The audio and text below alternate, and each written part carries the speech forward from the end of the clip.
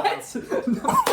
Everyone I know and my parents are gonna watch this. Sorry, Mom and Dad. Here's the thing. America has been wrong in like the last million wars we've fought. Our foreign policy is pretty much always on the side of Satan and pedophile.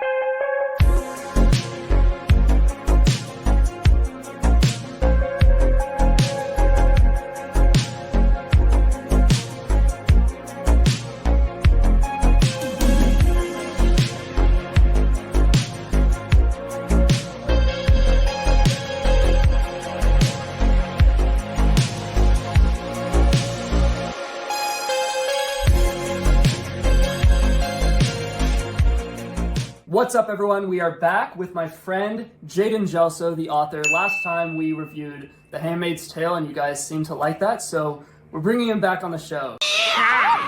Yeah! Hello, all the people. So Jaden is, to put it quite frankly, a normie.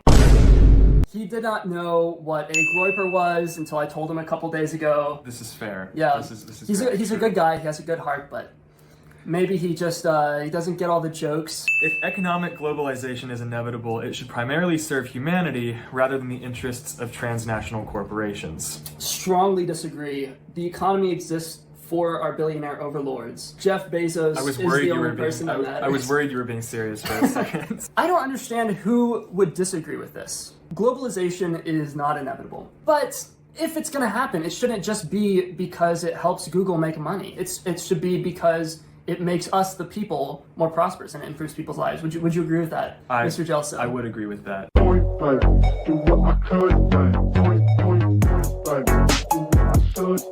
I'd always support my country, whether it was right or wrong. I feel like we both have a lot of things to say about this. America has never done anything wrong, so, I mean, this question just doesn't apply. Okay, but there's a difference between a nation and its government. Yes. I would always stand by the people of America, by my culture, because they're my countrymen. Yes. But we had this conversation the other day. I said, "Are you proud to be an American?" And you said, "I'm proud of American culture." No, I'm not proud to be an American right now in terms of like what our government's doing. But culturally, American culture is great. Culturally speaking, we're a beautiful culture. We love nature. We love being outdoors. Americans are good people. WTF is a kilometer. No one chooses their country of birth, so it's foolish to be proud of it. Well, okay, fair. Like, no one chooses their country of birth, but I don't think it's foolish to be proud of, like, where you come from. I mean, you can choose to not be proud of where you come from or to be proud of where you come from, and a lot of times that's the difference between whether or not you're an extremely annoying person or not. That's the thing. It's like, I'll criticize America all day long, but on the 4th of July, I'm gonna set off. The enemy of my enemy is my friend. That's not true at all. Like, Ben Shapiro and I have the same enemies, yet we are not friends. I think what this question might be trying to get at is whether you can ally with bad people in order to fight a common enemy. Isn't that what, cut this out, okay? Please cut this question. Okay, I'll cut this out. Cut this out. If he doesn't cut this out, comment, "You're a horrible person," Arthur Greenwood down below. That's only incentive for him to get, like, more comments. Okay, never mind. It was Truman who allied with Stalin. It was not. It was Roosevelt. That out.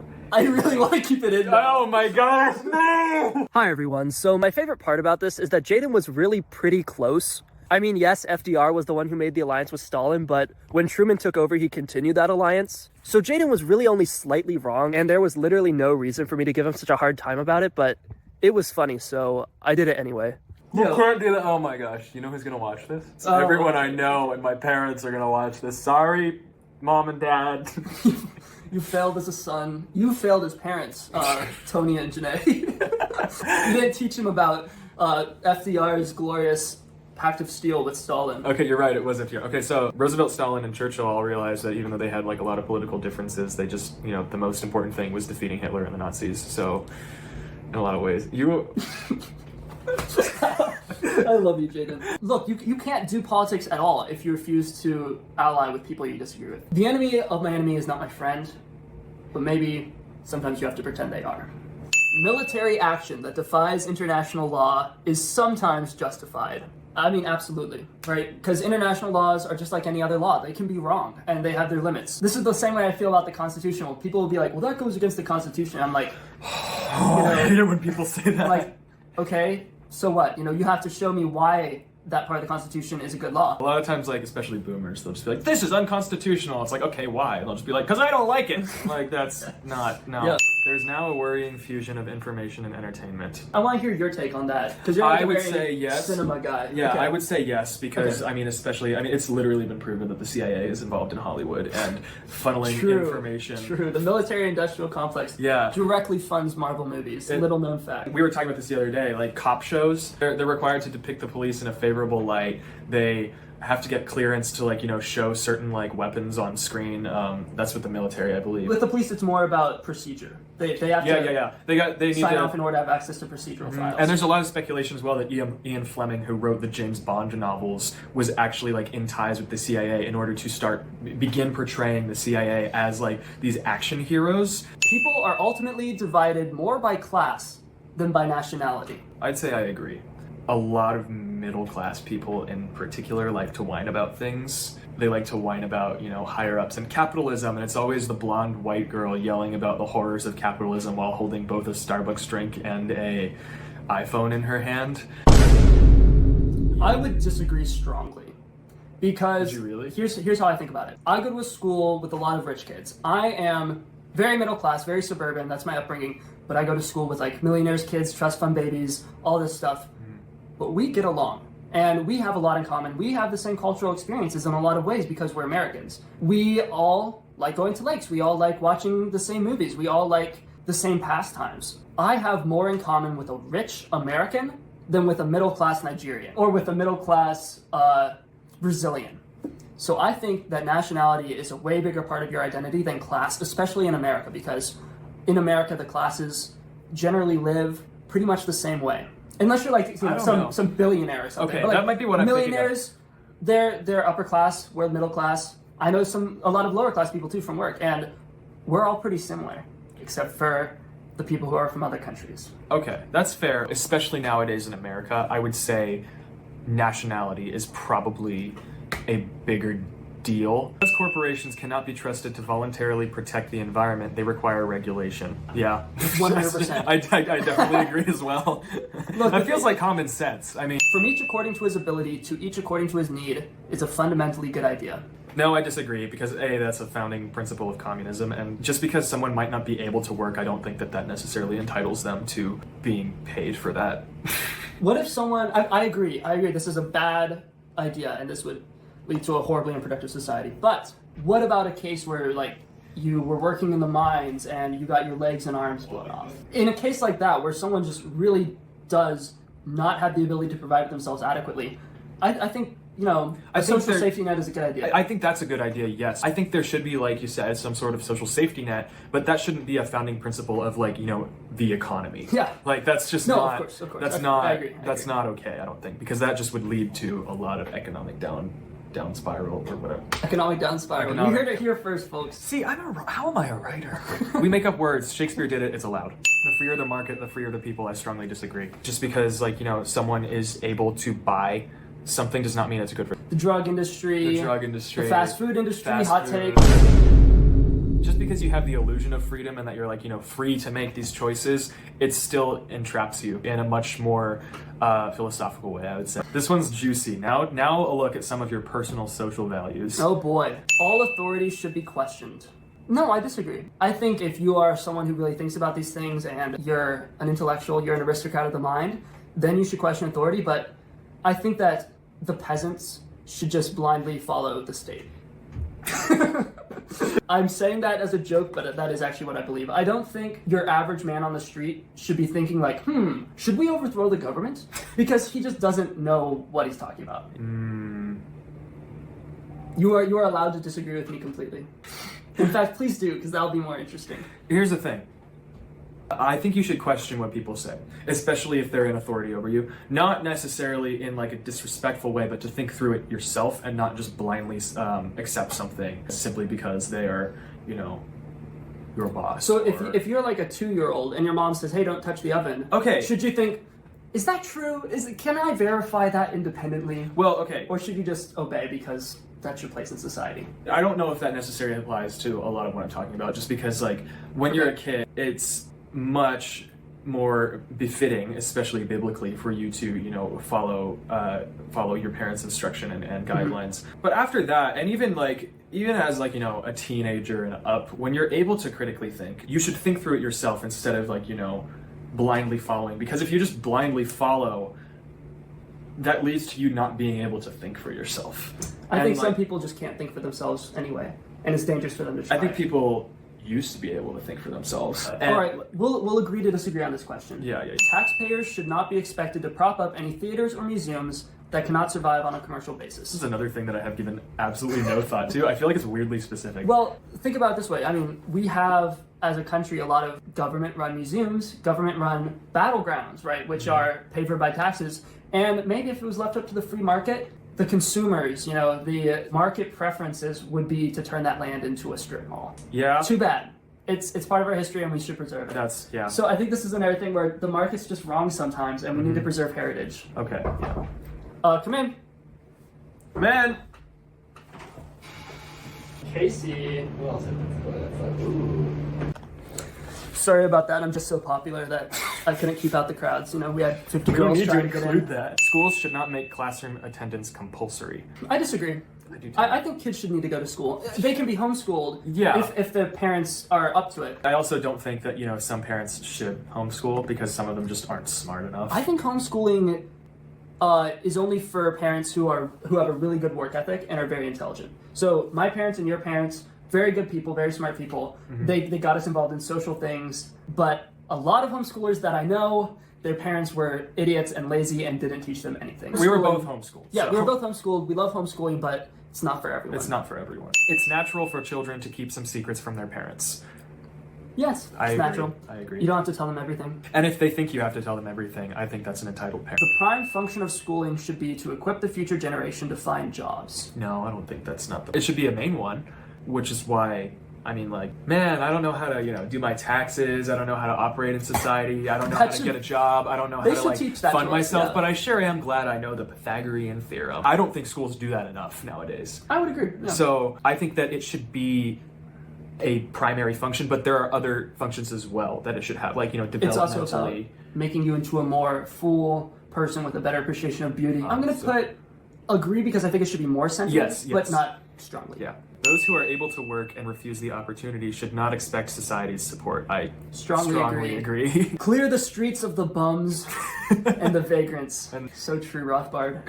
When you are troubled, it's better not to think about it, but to keep busy with more cheerful things. Why is this on this test? I don't know. I disagree because, like, in order to work through things, you don't just ignore it and shove it to the back of your mind. I don't know if you've ever seen Central Intelligence, but there's this really funny line from it where, like, one of the characters at the beginning of the movie was, like, severely bullied, and later in the movie when there's like this guy who goes up to me, he's like, man, I'm sorry what they did to you in middle school. He goes, oh, no, it's totally fine. You know what I did with those feelings? I balled them up and I shoved them way deep down so I never had to think about them again. And then the other guy's like, I don't think that's healthy, man. And it's like, he's right, it's not. So, like, I mean, you should face your troubles. You should face them in order to be able to, you know, become a stronger person and work through them. I think that's true, but I also think that there's also such a thing as being mopey. Let's say you're depressed, right? You have two options. Sit in your room thinking about it with the windows closed and no sunlight, or, you know, go out to the dog park with your dog and your family. Watch a movie. I know mopey people. I'm one of those people. My tendency when I'm depressed is to just like focus my entire brain on whatever problem is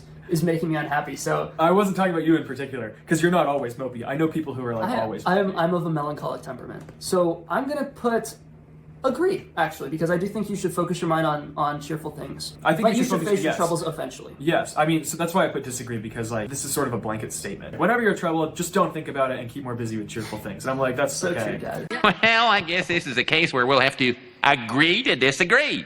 I don't agree to that. Neither do I. What's good for the most successful corporations is always ultimately good for all of us.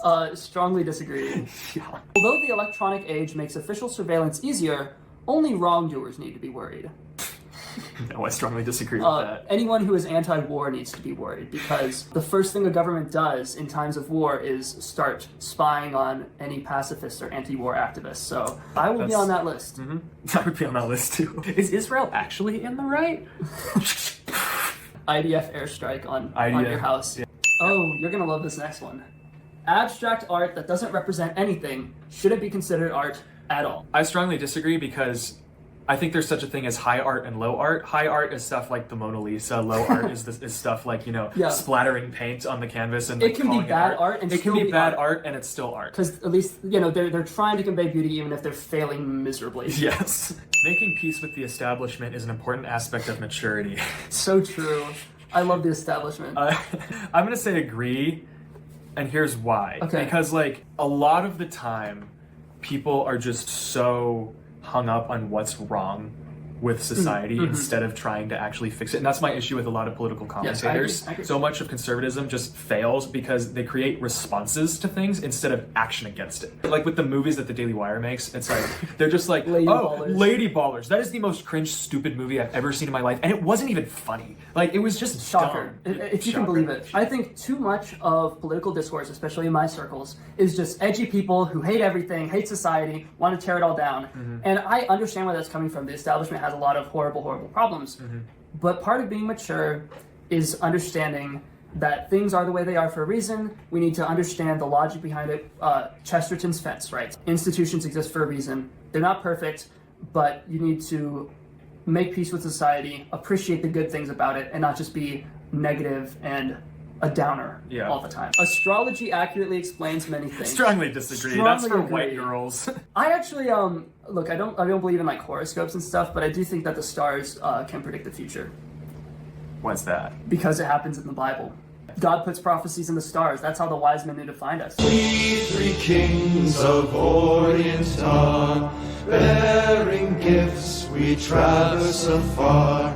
Field and fountain, moor and mountain, following yonder star. They were That is astrologists in a way. I think that stars can have prophecies contained in them. They have meanings contained in them. There's a reason that all cultures all around the world have many of the same constellations. Well, that of would make zodiacs, sense. Yeah, because that there's would- something ancient to them. That would make sense because if it was just a random scattering of stuff, Why would God we doesn't all do see that. these three stars and think it's a bear? God did sort of put images in the sky and stuff for us to study, and it just doesn't make sense to me that it would be just a random scattering of balls of light if there wasn't some meaning behind it. I mean, like Right. you were saying, the wise men saw the star in the sky. So I'll put agree. It pretty much says there's meaning to the stars.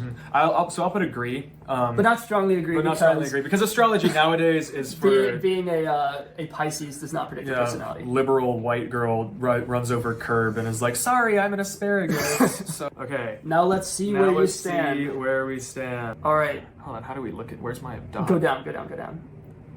Further. There we go. Yo! What? Whoa! Let's What? go. We're authoritarian left.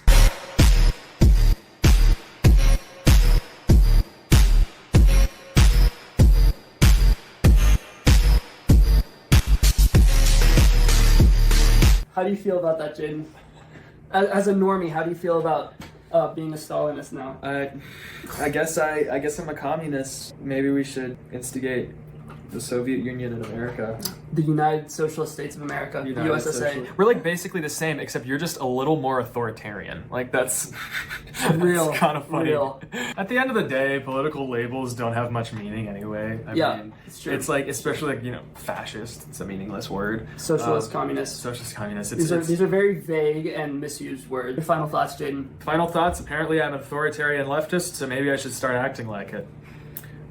What's that gonna look like? I have no idea. You're gonna seize the means of production. I'm gonna control the flow of commerce. Okay. I think that was a Barbie reference. What? No! Okay, everybody, thank you for watching. This has been Two White Guys Take the Political Compass Test. Subscribe, ring diddly ding that bell Rooney. Leave a comment. Tell us anything. what you got on the political compass test. Yeah. Everybody, thank you for watching. We'll see you next time. God bless America.